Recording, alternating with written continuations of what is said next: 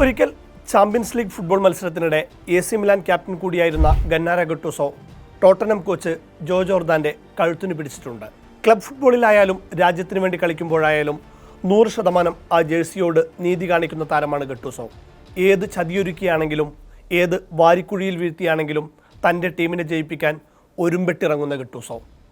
2006 ലോകകപ്പിൽ ഫാബിയോ കന്നാവരോയുടെ ധൈര്യവും ഗട്ടൂസയെ പോലെ ഗഡ്സുള്ള കുറച്ചെണ്ണമായിരുന്നു. 20 വർഷം കഴിഞ്ഞു. ഗട്ടൂസയ്ക്കിപ്പോൾ പഴയ ശൗര്യമില്ല.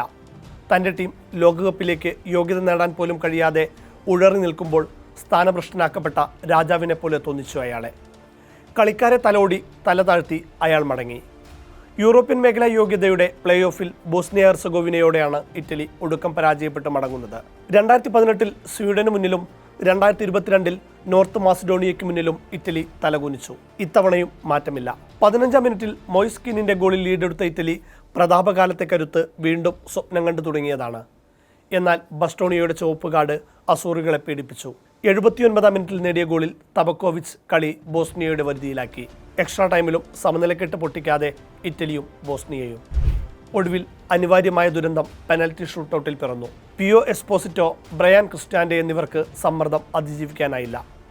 4-1 ജയത്തോടെ 2014 ശേഷം ഇതാദ്യമായി ബോസ്നിയ ലോകകപ്പിലേക്ക് ടിക്കറ്റ് എടുത്തു. ഇറ്റലി തുടർച്ചയായ 3-ാം തവണയും പുറത്തേക്ക്. എൻ്റെ സ്ഥാനം ഉൾപ്പെടെ പലതും എന്തെന്ന് എനിക്കറിയില്ല, അറിയാൻ താല്പര്യവുമില്ല, ഗന്നാരോ ഗട്ടുസോ പറഞ്ഞു നിർത്തി. തോൽവിയുടെ നിരാശയിൽ ഇറ്റലിയിൽ ആരാധകർ നിരത്തിലിറങ്ങി. ഫ്ലക്സുകൾക്ക് തീവച്ചു. പ്രതിഷേധം പലയിടത്തും അക്രമാസക്തമായി. ഇറ്റലിയുടെ അവസ്ഥയിൽ ഏറെ വിഷമമുണ്ടെന്നാണ് അർജന്റീനയ്ക്ക് ലോകകപ്പ് സമ്മാനിച്ച പരിശീലകൻ ലയണൽ സ്കലോണി പറഞ്ഞത്. ഇറ്റാലിയൻ ഫുട്ബോളിന് ഇനിയൊരു തിരിച്ചുവരവില്ലേ? എന്താണ് ഇറ്റാലിയൻ ഫുട്ബോളിൽ സംഭവിച്ചത്?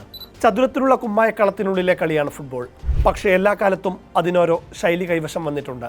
ബ്രസീലുകാർ ജോഗോ ബൊണിറ്റോ ആയും ഹോളണ്ട് ടോട്ടൽ ഫുട്ബോളായും സ്പെയിൻ ടിക്കി ടാക്കയിലൂടെയും ഫുട്ബോളിനെ കാലാന്തരങ്ങളിൽ നവീകരിച്ചുകൊണ്ടിരുന്നു. ഇറ്റലിക്കാർ അന്നും ഇന്നും കാറ്റനാച്ചോയിൽ വിശ്വസിച്ചു. അതവരുടെ കുഴി തോണ്ടുകയും ചെയ്തു. വാതിൽപൂട്ടെന്നാണ് കാറ്റനാച്ചോ എന്ന വാക്കിൻ്റെ അർത്ഥം. ഇറ്റലിയുടെ ഡിഫൻസീവ് ശൈലിയെ ലോകം അങ്ങനെയാണ് വിശേഷിപ്പിച്ചത്. പ്രതിരോധം ഭദ്രമാക്കി കിട്ടുന്ന അവസരത്തിൽ ഗോൾ നേടി വിജയിക്കുന്ന ശൈലി, അതാണ് കാറ്റനാച്ചോ. 1960കളിലാണ് ഇറ്റലി കാറ്റനാച്ചോ അവതരിപ്പിച്ചത്. ആ ശൈലിയുമായി അവർ 4 ലോക കിരീടങ്ങൾ നേടി.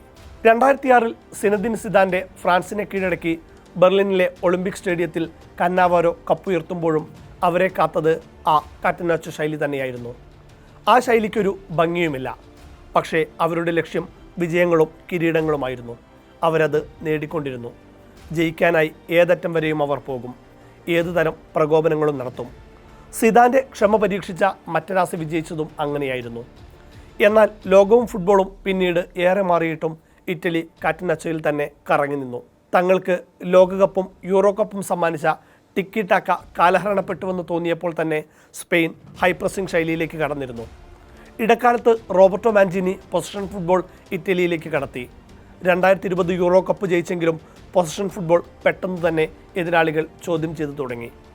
യൂറോപ്പിൽ തന്നെ വലിയ രീതിയിൽ ചർച്ചയായ ഹൈ പ്രസ് ഗെയിമിൽ പൊസിഷൻ ഫുട്ബോളും വീണു. ഇറ്റലിയുടെ പ്രശസ്തമായ വാതിൽപൂട്ട് അനായാസം പൊളിക്കാൻ എല്ലാ എതിരാളികൾക്കുമായി. പ്രോപ്പറായൊരു നമ്പർ 9 പ്ലെയർ ഇല്ല എന്നത് ഇറ്റലിയുടെ ഇപ്പോഴത്തെ ഏറ്റവും വലിയ പോരായ്മയാണ്. Roberto Baggio, Filippo Inzaghi, Luca Toni, Christian Vieri, Alessandro Del Piero, Daniele De Rossi തുടങ്ങി ഏത് കോട്ടകൊത്തളങ്ങളും പൊളിക്കുന്ന മികച്ച സ്ട്രൈക്കർമാർ എല്ലാ കാലത്തും ഇറ്റലിക്കുണ്ടായിട്ടുണ്ട്. എന്നാൽ ശേഷം ഒരു പെർഫെക്റ്റ് 9 പ്ലെയർ ഇറ്റലിക്കില്ല. കൊട്ടിഘോഷിച്ചിരുന്ന ഒരു കാലത്ത് യൂറോപ്പിലെ ഏറ്റവും കടുപ്പമേറിയ ലീഗുകളിലൊന്നായ സീരിയയുടെ തകർച്ചയും ഇതിനൊപ്പം ചേർക്കണം. റൊണാൾഡോ നസാരിയോ ഇന്റർ മിലാനിലും സിനദീൻ സിദാൻ യുവന്റസിന്റെ മധ്യനിരയും ബാറ്റിസ്റ്റൂട്ട ഫ്ലോറൻസും ഭരിച്ച നാളുകൾ ഉണ്ടായിരുന്നു സീരിയയിൽ. 90കളിൽ ക്ലബ് ഫുട്ബോൾ എന്നാൽ അത് സീരിയയായിരുന്നു. ചാമ്പ്യൻസ് ലീഗിൽ ഇറ്റാലിയൻ ടീമുകൾ മുത്തമിട്ടുകൊണ്ടിരുന്നു. ഇറ്റലി ലോകകപ്പ് ഉയർത്തിയ 2006 തന്നെയാണ് കാസിയോ പോളി വിവാദം അരങ്ങേറുന്നത്. ഫലമട്ടിമറിക്കാൻ റഫറിമാരെ നിയമിച്ചതുൾപ്പെടെയുള്ള സംഭവങ്ങൾ ലോകത്തെയാകെ ഞെട്ടിച്ചു. യുവന്റസിനെ തരം താഴ്ത്തി. സ്പോൺസർമാർ ഉൾപ്പെടെ പതിയെ ഇറ്റാലിയൻ ഫുട്ബോളിനെ കൈവിട്ടു. പ്രീമിയർ ലീഗിന് വലിയ സ്വീകാര്യത ഈ സമയത്ത് കൈവന്നു. സീരിയയുടെ തകർച്ചയോടെ ഇറ്റാലിയൻ ഫുട്ബോളും പതിയെ നാശത്തിലേക്ക് നീങ്ങിക്കൊണ്ടിരുന്നു. നിലവിൽ ചാമ്പ്യൻസ് ലീഗിൻ്റെ പ്രീ ക്വാർട്ടറിൽ തന്നെ സീരിയയിൽ നിന്നുള്ള ഒരേയൊരു ടീമേ കളിച്ചിരുന്നുള്ളൂ, അറ്റ്ലാന്റ. ബയൺ മ്യൂണിക്കിന് മുന്നിൽ ഇരുപാദങ്ങളിലുമായി 10 ഗോളുകളാണ് അവർ വഴങ്ങിയത്. ഇപ്പോൾ സീരിയയിൽ കളിക്കുന്ന താരങ്ങളിൽ 70% പേരും വിദേശികളാണ്. തദ്ദേശീയരായ യുവതാരങ്ങൾക്ക് അവസരങ്ങൾ കുറഞ്ഞു.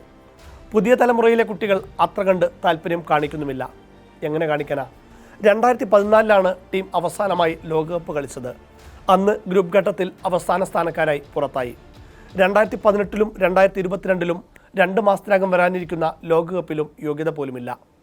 4 ലോകകപ്പ് നേടിയ ടീം തുടർച്ചയായ 3 ലോകകപ്പിന് യോഗ്യത പോലും നേടാനാകാതെ പോകുന്നു.